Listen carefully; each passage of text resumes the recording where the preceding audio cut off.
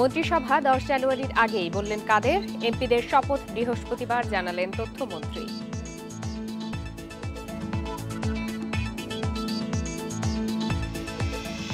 রংপুরে জাতীয় পার্টির দুর্গে আওয়ামী লীগ এগিয়ে, বিভাগের 33 আসনের 28টিতেই নৌকার জয়।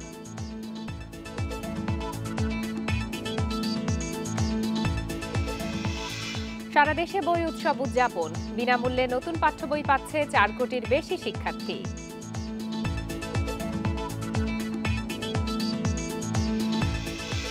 ঢাকার বাইরে 7 বিভাগে মৃদু থেকে মাঝারি শৈত্যপ্রবাহ, তেঁতুলিয়ায় সর্বনিম্ন 5.9 ডিগ্রি।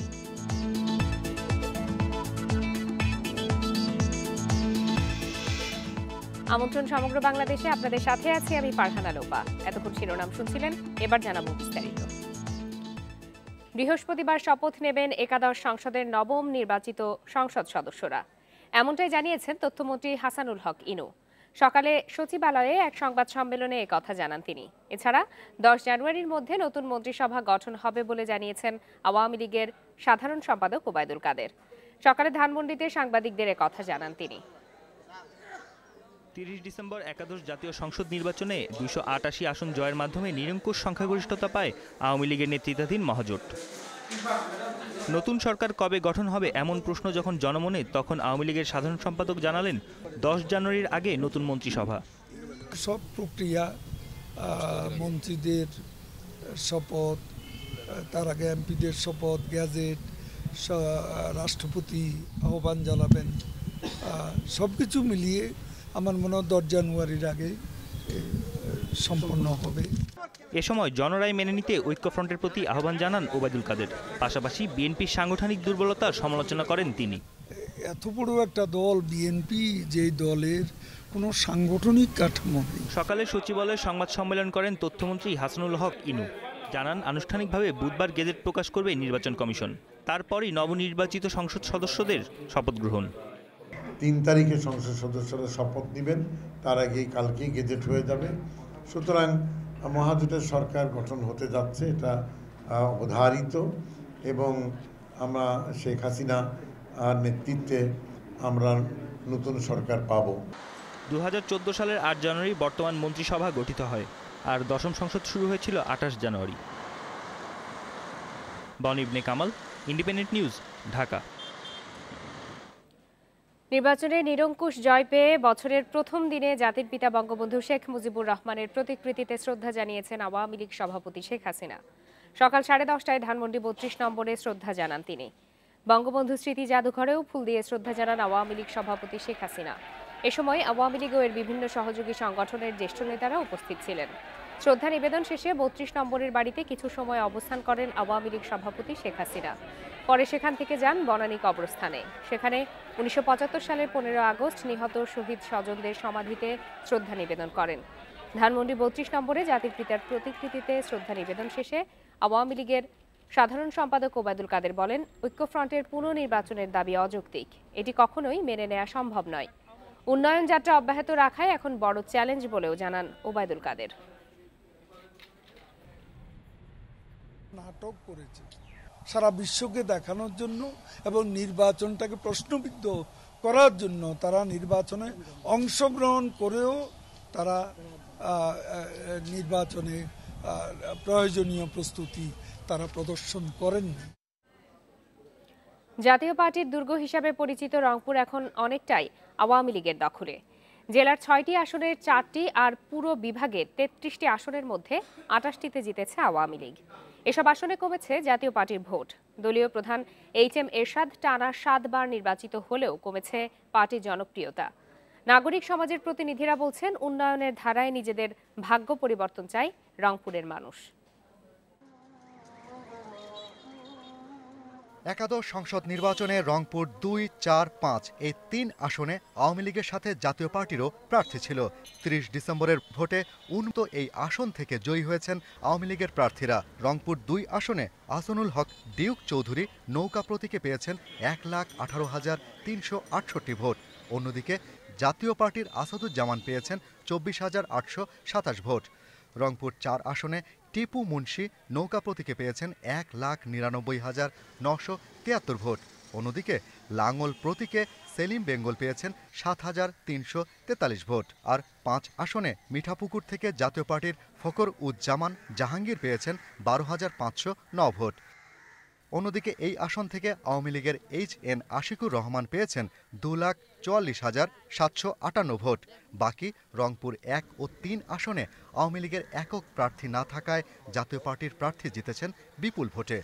জাতীয় পার্টি দীর্ঘদিন এখানে সাংগঠনিক কাঠামোটা খুবই দুর্বল, আর জাতীয় পার্টি এমন নতুন কোনো বিষয় নিয়ে এই জায়গায় হাজির হতে পারেনি যে বিশেষ করে যারা ১০ থেকে ১৫ বছরের মধ্যে ভোটার হয়েছে এই ভোটাররা কোনো কারণে আকৃষ্ট হবে জাতীয় পার্টির প্রতি, এরকম কোনো বিষয় নিয়ে উপস্থিত হতে পারেনি। ১০ সংসদ নির্বাচনে এই বিভাগ থেকে ২৪টি আসনে আওয়ামী লীগ আর জাতীয় পার্টি পেয়েছিল ৭টি আসন।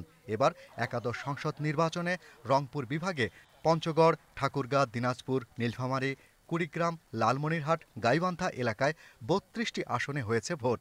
সেখানে ক্ষমতাসীনরা পেয়েছেন ২৮টি আসন, বেড়েছে গতবারের তুলনায় ৪টি আসন। জাতীয় পার্টি পেয়েছে ৬টি আসন, ফলে ১টি আসন কমেছে। উন্নয়নের যে ধারাবাহিকতা, এটা আঞ্চলিক দলের পক্ষে এটা তো উন্নয়ন দেওয়া সম্ভব নয়, বরাদ্দ দেওয়া সম্ভব নয়, কোনো কিছুই তাদের পক্ষে সম্ভব নয়। কেন চাইতে গেলে আবার ওই ক্ষমতাসীন দলের কাছেই চাইতে হবে তাদের। সরকারের নেয়া ১০০ বছরের ডেল্টা প্ল্যান নিয়ে কাজ শুরু হয়েছে রংপুরে। তাই এলাকার উন্নয়নের স্বার্থে আওয়ামী লীগের রাজনীতিতে আস্থা রাখছেন রংপুরবাসী। Shahriar Anirban, Independent News, Rangpur. নির্বাচন পরিস্থিতি নিয়ে জানাতে এবার বগুড়া ও নোয়াখালী থেকে যোগ দিয়েছেন আমাদের সহকর্মীরা। শুরুতেই চলে যাচ্ছি বগুড়ায়, সহকর্মী হাসিবুর রহমান আছেন সেখানে। হাসিব, বগুড়ায় নির্বাচনের পরবর্তী পরিস্থিতি কেমন দেখছেন এবং প্রার্থীরা এখন কি নিয়ে ব্যস্ত রয়েছেন? শুধু বগুড়া না, বগুড়ার আশেপাশের যেসব জেলা রয়েছে উত্তরবঙ্গের 16টি জেলা, সবগুলোতেই কিন্তু নির্বাচনের পরে একেবারে শান্তিপূর্ণ একটি অবস্থা আমরা দেখতে পাচ্ছি। যদিও এই নির্বাচনকে কেন্দ্র করে আওয়ামী লীগ এবং অঙ্গ সংগঠনের অন্তত 5 জন নেতাকর্মীর মৃত্যু হয়েছে প্রতিপক্ষের হামলায়। তারপরেও সবই বলা যায় যে শান্ত পরিবেশের মধ্যেই দিন কাটাচ্ছে এইসব এলাকার লোক। আপনি জানেন যে সাধারণত যেটি আমরা দেখতে পাই যে এরকম প্রতিপক্ষের হামলায় কেউ মৃত্যু হলে একটা প্রতিশোধ নেবার মতো তৎপরতা থাকে, কিন্তু এক্ষেত্রে আমরা একেবারেই দেখেছি যে আইন শৃঙ্খলা বাহিনীর একটা কঠোর অবস্থানের পাশাপাশি সহনীয় একটি মনোভাবের কারণেই আসলে রাজশাহী, নাটোর এবং বগুড়ায় যে মৃত্যুর ঘটনাগুলো ঘটেছে তার কোনো প্রতিক্রিয়া আমরা দেখতে পাইনি। সে কারণে এইসব এলাকার পাশাপাশি অন্যান্য এলাকাতেও কোনো রকম প্রতিক্রিয়ার যে নমুনা সেটিও আমরা দেখতে পারিনি। আর আমি একটু আগে কথা বলেছি বগুড়ার একজন পুলিশ কর্মকর্তার সাথে, তিনি বলেছেন যে শুধু বগুড়া নয়, এর আশেপাশের এলাকার যে তথ্য তাদের কাছে রয়েছে তাতে কোথাও কোনো বিশৃঙ্খল অবস্থার খবর তারা পায়নি, এমনকি কোনো নাশকতার পরিকল্পনা বা সহিংসতার কেউ চেষ্টা করবে এমন তথ্য তাদের কাছে নেই। বলা যায় যে একটি শান্তিপূর্ণ অবস্থার মধ্য দিয়েই গত 2 দিন ধরে পুরো উত্তরাঞ্চলের মানুষই তাদের কর্মকাণ্ড চালিয়ে যাচ্ছে। আর বগুড়ায় আপনি জানেন যে এবার নির্বাচনের যে বিষয়টি ছিল, সব দলের অংশগ্রহণের ফলে একটা মুখোমুখি অবস্থা, তারপরেও তেমন খুব একটা বেশি কিছু হয়নি। যদিও বগুড়া 5, ধনুট শেরপুর এবং বগুড়া 1, সারিয়াকান্দি, সোনাতলা আসনে কিছু বিচ্ছিন্ন ঘটনা ঘটেছে, কিন্তু তারপরেও তার কোনো প্রতিক্রিয়ায় নির্বাচন পরবর্তী কোনো সহিংসতার ঘটনা আমরা দেখতে পারিনি। আর যারা নির্বাচনে জয়ী হয়েছেন তারা এই মুহূর্তে তাদের শপথের বিষয়টিকে গুরুত্ব দিচ্ছেন, সেই সাথে ভোটারদের কাছে তাদের দেয়া প্রতিশ্রুতিগুলো বাস্তবায়ন নিয়ে ধীরে ধীরে চিন্তা করছেন, এমন কথাই আমাদেরকে জানিয়েছেন যারা নির্বাচিত হয়েছেন, বিশেষ করে মহাজোটের যারা প্রার্থী ছিলেন তারা। আমি 2 জন মহাজোট প্রার্থীর সাথে কথা বলেছি, তারা বলছেন যে তাদের এলাকার লোকজনের কাছে নির্বাচনের সময় যে প্রতিশ্রুতি দেওয়া হয়েছিল সেগুলো বাস্তবায়নে তারা একেবারে শুরু থেকেই কাজ করার চেষ্টা করবেন এবং শপথের পরপরই তারা চেষ্টা করবেন যে তাদের দিক থেকে যা যা করার আছে প্রতিশ্রুতি বাস্তবায়নের জন্য সেসব কাজ তারা শুরু করবেন। এবং ইতিমধ্যে আপনি যদি তুলনা করেন তাহলে বগুড়ায় বিগত 5 বছরের যে উন্নয়ন হয়েছে সেই ধারাবাহিকতা ধরে রাখতে পারলে আগামীতে খুব শীঘ্রই বগুড়া থেকে ঢাকা বিমানবন্দরের যে কাজ সেটাও চালু হবে এবং বিমান চলাচলও শুরু হবে। একই সাথে বগুড়া থেকে ঢাকা পর্যন্ত রেল লাইনের যে কাজ বা প্রকল্প শুরু হয়েছে সেটির বাস্তবায়ন সম্ভব হবে, এমনটাই বলছেন মহাজোট প্রার্থী হিসেবে যারা এবার নির্বাচিত হয়েছেন তারা। সব মিলিয়ে বলা যায় যে বগুড়ার পাশাপাশি পুরো উত্তরাঞ্চলে উন্নয়নের জন্য মহাজোটের প্রার্থীরা যেসব প্রতিশ্রুতি দিয়েছেন সেসব বাস্তবায়নের জন্য তারা শুরু থেকেই একটি চেষ্টা করছেন, এমনই তথ্য আমরা পেয়েছি বিভিন্ন এলাকায় আমাদের প্রতিনিধিদের পাশাপাশি বন্ধুদের সাথে কথা বলে। হাসিব, আপনি আমাদের সাথেই থাকুন। এবারে চলে যাচ্ছি সিলেটের সহকর্মী মঞ্জুর আহমদের কাছে। মঞ্জুর, সিলেটের নির্বাচন পরবর্তী পরিস্থিতি কেমন দেখছেন এবং 2টি আসনে জিতেছেন গণফোরামের প্রার্থী, তো তাদের নিয়ে স্থানীয়রা কি বলছেন?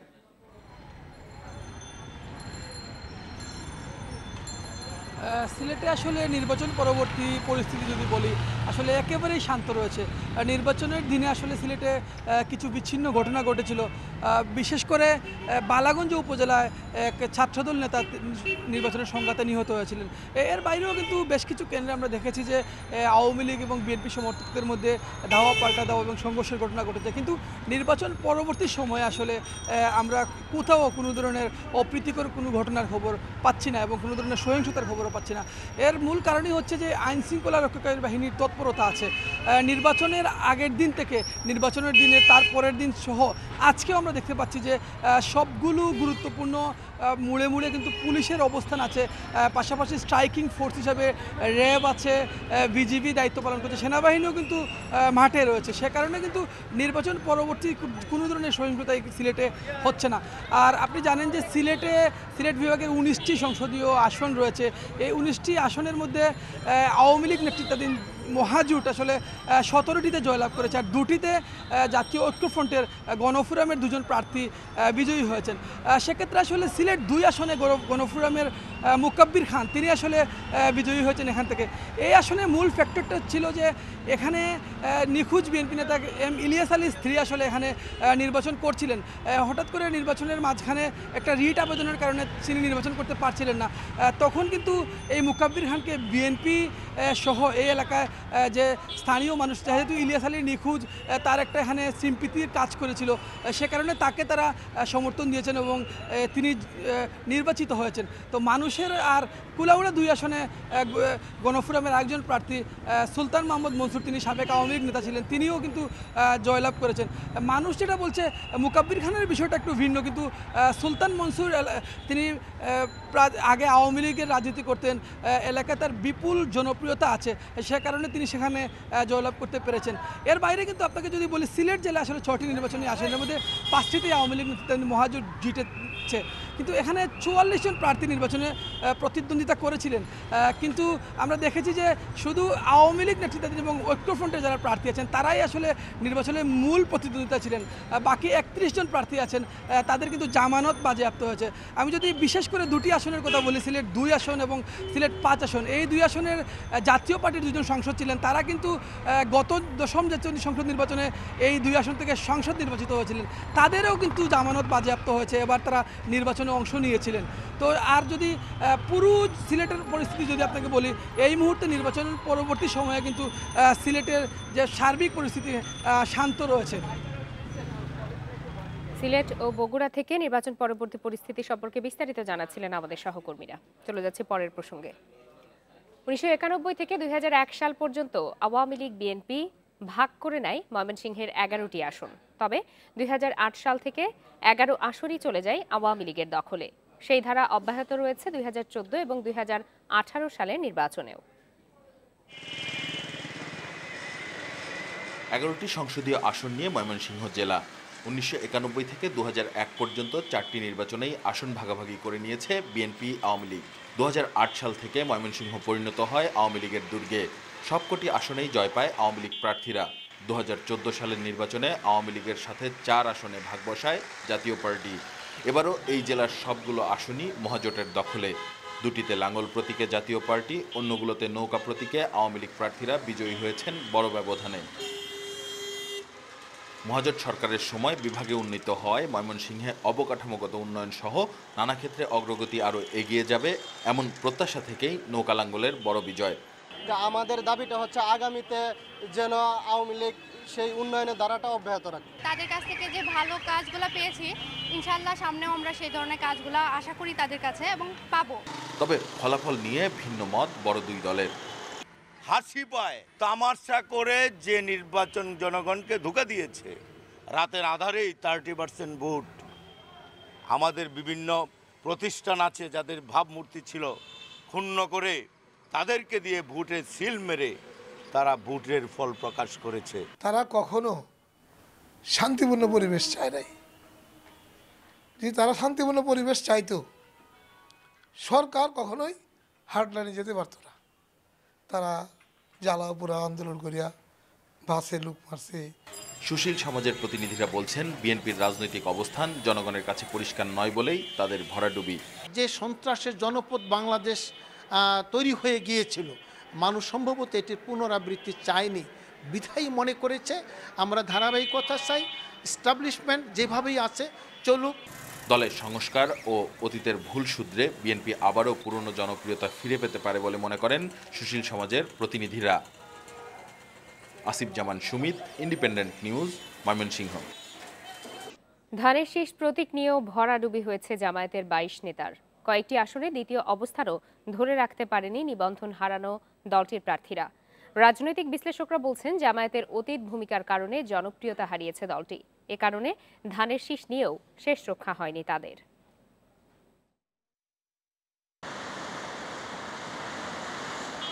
একাদশ সংসদ নির্বাচনে বিএনপি জোটের শরিক জামাতকে ঢাকাসহ বিভিন্ন এলাকায় 22টি আসনে ধানের শীষ প্রতীক দেয় বিএনপি। তবে একটি আসনেও জয় পায়নি নিবন্ধন হারানো দলটির নেতারা। অনিয়মের অভিযোগ এনে শেষ হওয়ার কয়েক ঘন্টা আগে ভোট বর্জন করে জামাত। ভোট শেষে প্রাপ্ত ফলাফলে দেখা যায় দলটির secretary general doctor Shafiqur Rahman Dhaka 15 আসনে আওয়ামী লীগের কামাল মজুমদারের কাছে লক্ষাধিক ভোটের ব্যবধানে হেরে যান। ঠাকুরগাঁও 2 আসনে আওয়ামী লীগ প্রার্থী দবিরুল ইসলামের কাছে 2 লাখেরও বেশি ভোটে হেরে যান জামাত নেতা মাওলানা আব্দুল হাকিম। সিরাজগঞ্জ 4 আসনে নৌকা প্রতীক পেয়েছে 3,03,666 ভোট, আর জামাত প্রার্থী মাওলানা রফিকুল ইসলাম খান পেয়েছেন মাত্র 24,893 ভোট। বাগেরহাট 4 আসনে দ্বিতীয় অবস্থানও ধরে রাখতে পারেনি দলটি। আওয়ামী লীগের প্রার্থী 2,47,865 ভোটে বিজয়ী হন, আর দ্বিতীয় হয়েছে ইসলামী শাসনতন্ত্র আন্দোলনের প্রার্থী। এ আসনে জামাত পেয়েছে মাত্র 2,242 ভোট। জামাত নেতারা বলছেন প্রতিটি আসনেই এজেন্ট বের করে দেওয়া সহ নানা কারণে ভোটের মাঠে দাঁড়াতে পারেনি তারা। সুষ্ঠু গ্রহণযোগ্য প্রতিদ্বন্দ্বিতাপূর্ণ নির্বাচনের জন্য যে ধরনের পরিবেশ দরকার ছিল সেটা কোনো অবস্থায় নির্বাচনের আগে পাওয়া যায় নাই। নির্বাচনের দিনও দেখা গেছে যে যখন আমরা এজেন্ট দিয়েছি সেই এজেন্টদেরকে ঢুকতে দেওয়া হয় নাই, যারা কোনোভাবে ঢুকেছেন তাদেরকে সেখান থেকে তাড়িয়ে দেওয়া আছে। তবে রাজনৈতিক বিশ্লেষকেরা বলছেন এবারের নির্বাচনের পর ভোটের মাঠে নিজেদের ধরে রাখা জামাতের জন্য আরও কঠিন হয়ে পড়বে।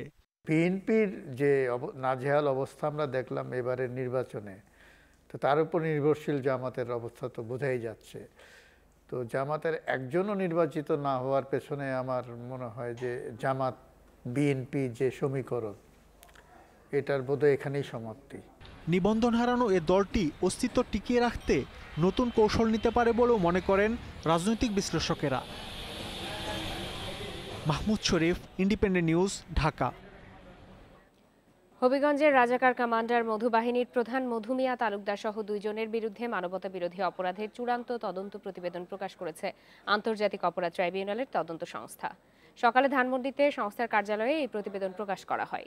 সংস্থাটির প্রধান সমন্বয়ক MA হান্নান খান জানান, মুক্তিযুদ্ধের আগে মধু মিয়া ও তার পরিবার মুসলিম লীগের সমর্থক ছিলেন। মুক্তিযুদ্ধ শুরুর পর তিনি বানিয়াচংয়ের মুরাদপুর ইউনিয়নে পিস কমিটি ও মধু বাহিনী নামে একটি রাজাকার দল গঠন করেন। আসামি মধু মিয়ার বিরুদ্ধে 71 গণহত্যা, অপহরণ, অগ্নিসংযোগ ও ধর্ষণ সহ 5টি অভিযোগ রয়েছে। গত বছরের 23 মে মধু মিয়াকে গ্রেপ্তার করে কারাগারে পাঠানো হয়। তবে মামলার অপর আসামি পলাতক থাকায় তার নাম প্রকাশ করেনি তদন্ত সংস্থা।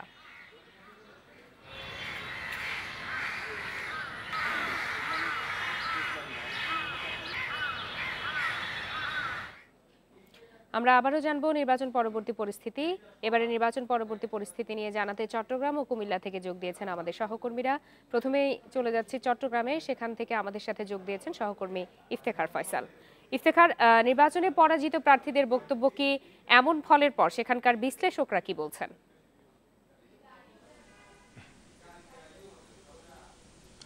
আসলে নির্বাচনে যেসব প্রার্থীরা পরাজিত হয়েছে, বিশেষ করে আমি বলবো ঐক্যফ্রন্টের যে নেতৃত্বে বিএনপির যেসব প্রার্থীরা ছিলেন, এর মধ্যে কয়েকজন হেভিওয়েট প্রার্থী বলা যায় যারা আগে নির্বাচিত হয়ে মন্ত্রীও হয়েছেন। বিশেষ করে চট্টগ্রামের আমির খসরু মাহমুদ চৌধুরী, যিনি বিএনপির স্থায়ী কমিটির সদস্য, এবং সাবেক মন্ত্রী আব্দুল্লাহ আল নোমান, যিনি বিএনপির ভাইস প্রেসিডেন্ট।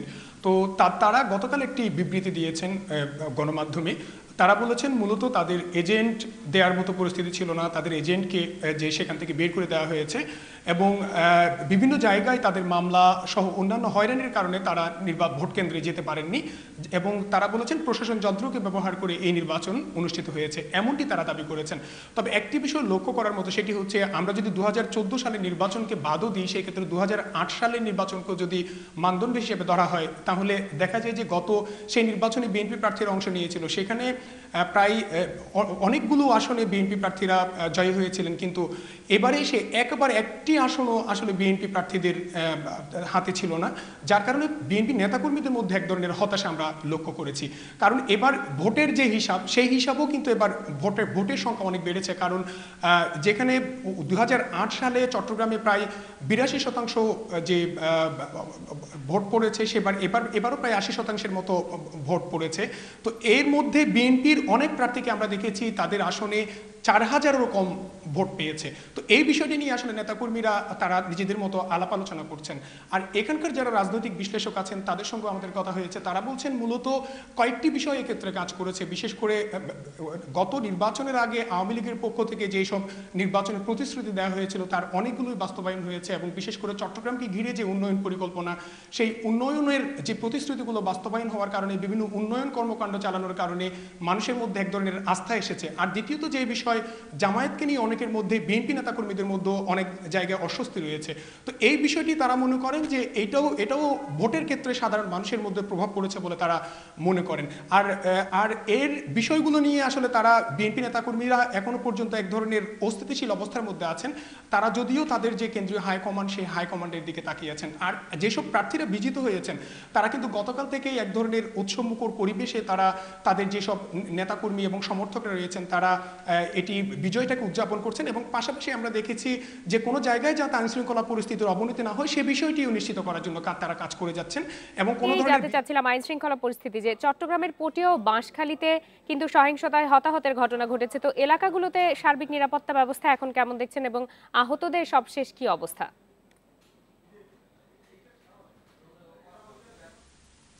আসলে চট্টগ্রামের পটিয়া এবং আমরা যদি বাঁশখালীর দিকে যাই, সেক্ষেত্রে দেখা যাবে নির্বাচন পূর্ববর্তী সময়ে দুইজন নিহত হয়েছে এবং নির্বাচন চলাকালীন সময়ে একজন নিহত হয়েছে, কিন্তু নির্বাচনের পরে এখনো পর্যন্ত কোনো সহিংস ঘটনা ঘটেনি।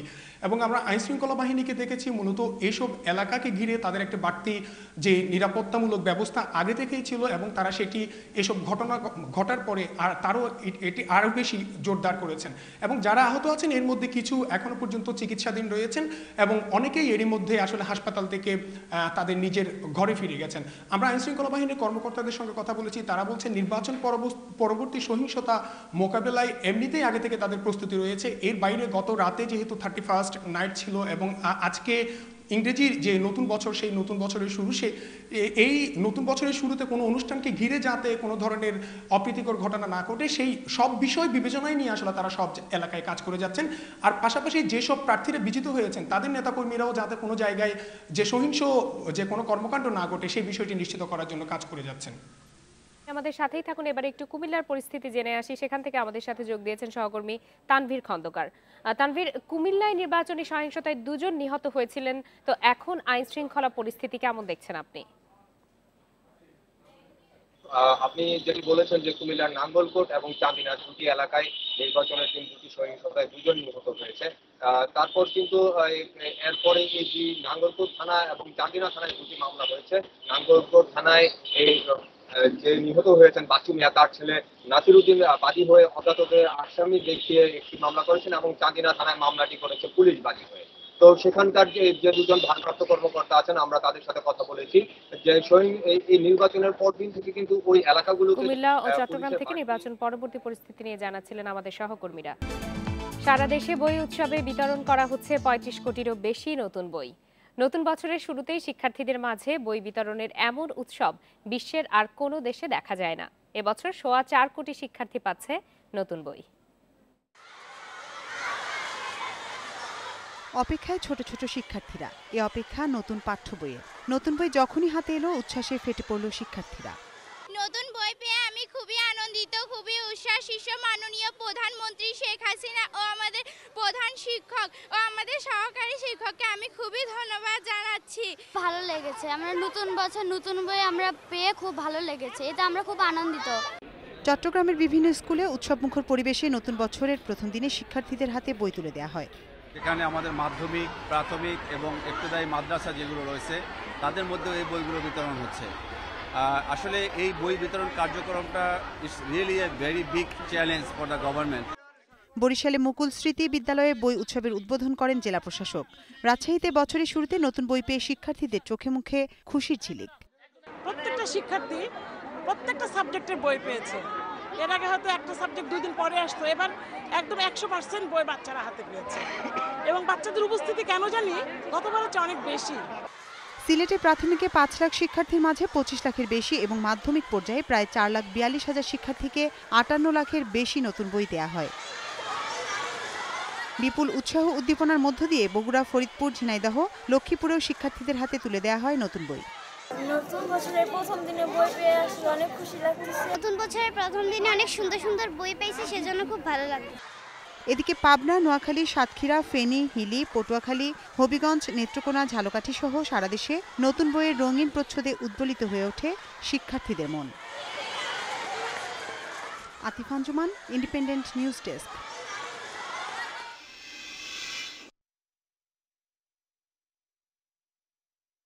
একলা চলো, একলা চলো, একলা চলো, একলা চলো রে, যদি তোরে ডাক শুনি। 5 লাখ ভিউ।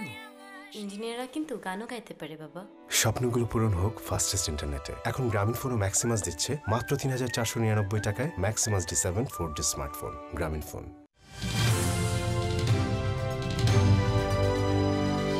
ইন্ডিপেন্ডেন্ট টেলিভিশন, 24 ঘন্টায় খবর। রাজধানী ছাড়া দেশের 7 বিভাগে মৃদু থেকে মাঝারি শৈত্যপ্রবাহ বয়ে যাচ্ছে, আর পঞ্চগড়ে বইছে তীব্র শৈত্যপ্রবাহ। আবহাওয়া অধিদপ্তরের পূর্বাভাসে এ তথ্য জানা গেছে। আজ তেঁতুলিয়ায় সর্বনিম্ন তাপমাত্রা রেকর্ড করা হয়েছে 5.9 ডিগ্রি সেলসিয়াস।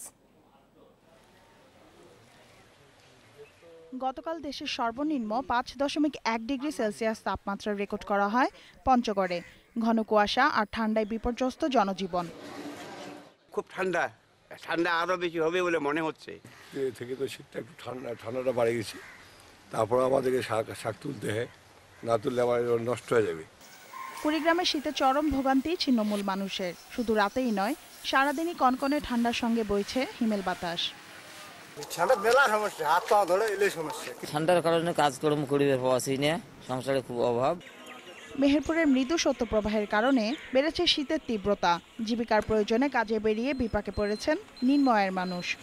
দিনমানে তো লেপ খাতের মধ্যে থাকা যাচ্ছে না, এই কাজে কামের ভেতরে এই শীতকে ভোগ করতে হচ্ছে আমাদের। এছাড়া মৌলভীবাজারের শ্রীমঙ্গল, চুয়াডাঙ্গা ও নীলফামারীর ডিমলায় তীব্র শীতে ব্যাহত হচ্ছে স্বাভাবিক জীবনযাত্রা। শানিলা সরকার, ইন্ডিপেন্ডেন্ট নিউজ ডেস্ক। শৈত্যপ্রবাহের পরিস্থিতি জানাতে রাজশাহী থেকে যোগ দিয়েছেন আমাদের সহকর্মী মাইনুল হাসান। মাইনুল, আজ শীতের তীব্রতা কেমন এবং শীতজনিত রোগবালাই কতটা বেড়েছে?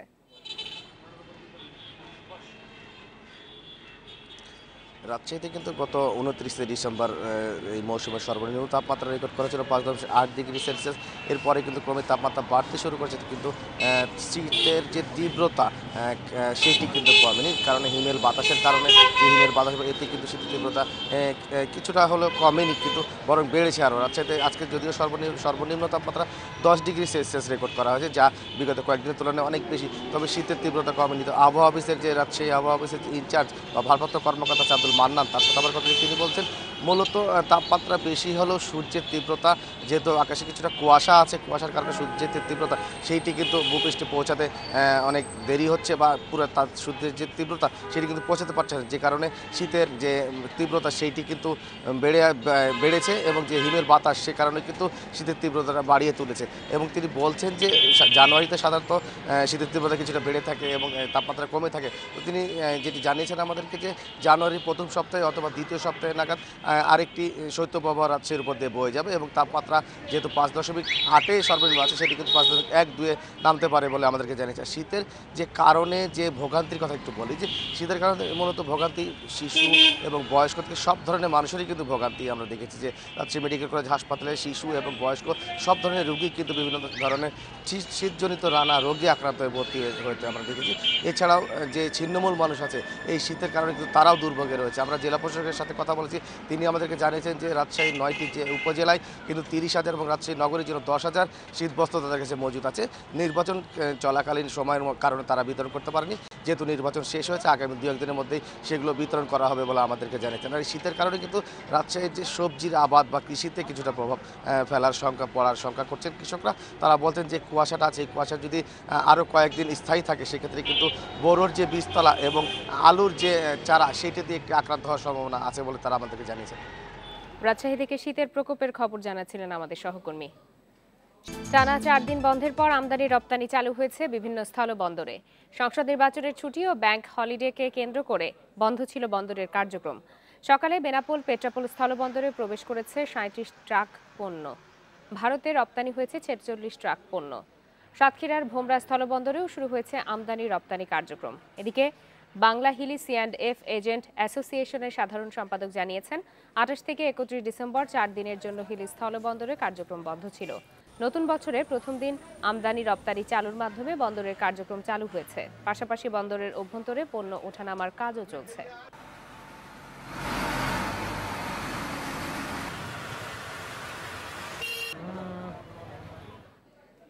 30 ডিসেম্বরের নির্বাচন দিয়েছে নতুন পরিচয়। মাশরাফি বিন মুর্তজা এখন শুধু জাতীয় ক্রিকেট দলের অধিনায়কই নন, নড়াইল 2 আসনেরও সংসদ সদস্য। নতুন বছরকে স্বাগত জানিয়েছেন নড়াইলবাসীর সাথে। বিপিএল প্রস্তুতির জন্য আজ ঢাকা ফিরছেন নড়াইল এক্সপ্রেস খ্যাত মাশরাফি।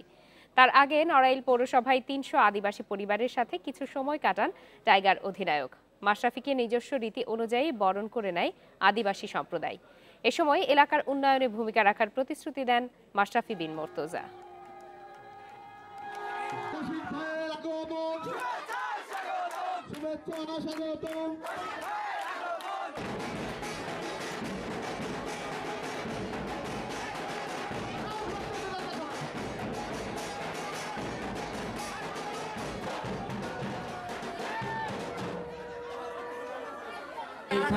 সবসময় চলাফেরা করি, আপনারা তো আমাকে দেখেছেন নাকি?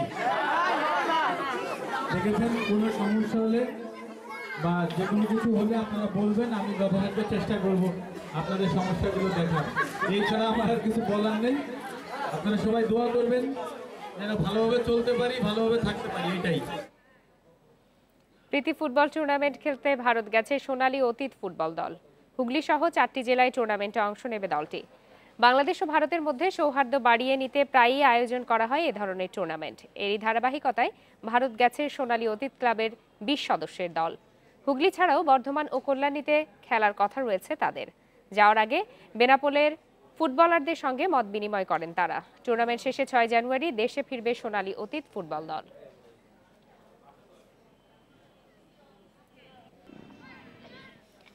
বেশি লাভের আশায় মেহেরপুরে কাঁচা টমেটো রাসায়নিক দিয়ে পাকিয়ে বাজারজাত করছে অসাধু ব্যবসায়ীরা। ক্রেতাদের আকৃষ্ট করতে নানা ক্ষতিকর পদার্থ দিয়ে টমেটো চকচকে করা হচ্ছে। এদিকে আগাম কাঁচা টমেটো এখনই না তোলার জন্য চাষিদের পরামর্শ দিচ্ছে কৃষি বিভাগ। প্রাকৃতিকভাবে টমেটো পাকতে এখনও সময় লাগবে 20 থেকে 25 দিন। অথচ বেশি দাম পাওয়ার আশায় অপরিপক্ক কাঁচা টমেটোতে রাসায়নিক ব্যবহার করে বাজারজাত করছেন চাষিরা। ক্ষেতের পাশেই খোলা জায়গায় কাঁচা টমেটোর উপর নানা ধরনের রাসায়নিক ছিটিয়ে ঢেকে রাখা হয়।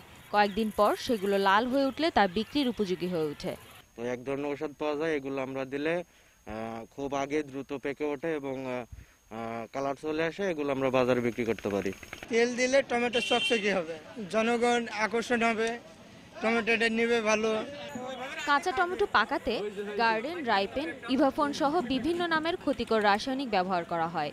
অকালে পাকানো এসব টমেটো কেজি প্রতি বিক্রি হচ্ছে 20 থেকে 25 টাকায়।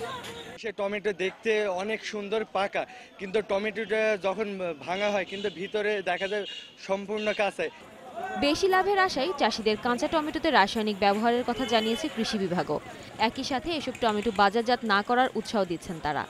বেশি দাম পাওয়ার জন্য তারা অপরিপক্ক টমেটো হারভেস্ট করে নিয়ে তারপরে সেখানে তারা কৃত্রিম পাকানো কেমিক্যাল ব্যবহার করে। সেই জন্য আমরা কৃষি বিভাগের পক্ষ থেকে সবসময়তেই নানাভাবে কৃষকদেরকে উৎসাহিত করি, পরামর্শ দিয়ে থাকি যেন এই কাজ থেকে তারা বিরত থাকে। এবার মেহেরপুর জেলায় 160 হেক্টর জমিতে টমেটো চাষ হয়েছে। Independent news desk. নেত্রকোনায় এক যুগ ধরে বিলুপ্তপ্রায় পাখি সংরক্ষণে ভূমিকা রেখে চলেছেন মিস্টার মিয়া নামের এক ব্যক্তি। এই উদ্যোগে পাখির পাশাপাশি পরিবেশেরও ভারসাম্য রক্ষা পাচ্ছে বলে জানিয়েছে প্রাণী সম্পদ অধিদপ্তর। উঠান জুড়ে হাঁস, মুরগি, কবুতরের পাশাপাশি মুক্ত বসবাস বনের পাখির এমন দৃশ্যের দেখা মিলবে নেত্রকোনার কেন্দ্রীয় উপজেলার সাউথপাড়ায় মিস্টার মিয়ার বাড়িতে। তার সংগ্রহে রয়েছে বক, কালেম, ঘুঘু, ডাহুক ও কুড়া জাতীয় পাখি। মিস্টার মিয়া বলেন 2006 সালে শিকারির হাতে আটকে পড়া পাখি দেখে তিনি খুবই কষ্ট পান। সেই পাখি কিনে বাড়িতে পরিচর্যা করেন। সেখান থেকে শুরু বিপন্ন পাখি সংগ্রহ, তারপর পোষ মানিয়ে বংশবৃদ্ধির পর মুক্ত করে দেয়া। দেশীয় যে বিলুপ্ত প্রায় পাখিগুলি ওইগুলি আমি সংরক্ষণ করি এবং অতিরিক্ত পাখিগুলি আমি বন বাজারে ছাড়া দিই। এ কাজে তাকে সহযোগিতা করেন তার 2 সন্তান। পাখি দেখতে আসেন আশপাশের জেলার লোকজন। আমি আমার পড়াশোনার পাশাপাশি বাবার শখের পাখিগুলো দেখাশোনা করে। একই জাতের পাখি এক এক রকম ডাকে, আমাদের ঘুম ভাঙে। মিস্টার মিয়ার এই উদ্যোগ অনুকরণীয়, যা ভূমিকা রাখছে বাস্তুসংস্থান প্রক্রিয়ায়। এই কাজটা সে করতেছে যে তাতে করে প্রকৃতি এবং পরিবেশের ভারসাম্য সুন্দরভাবে রক্ষা করবে বলে আমার বিশ্বাস। দেশে বিলুপ্তি পাখিগুলা সংরক্ষণ করা যাবে আর ফলনের পরিমাণ বেশি হবে। তার উদ্যোগটি বর্তমানে প্রশংসনীয়। মিস্টার মিয়া গত 12 বছরে নিজ খরচে পালন ও বংশবৃদ্ধি করিয়েছে 800-ও বেশি পাখি, যা পরে মুক্ত করে দেন বনে ও জলে। Independent news desk. আর এই ছিল আজকে সমগ্র বাংলাদেশের সাথে থাকার জন্য ধন্যবাদ সবাইকে।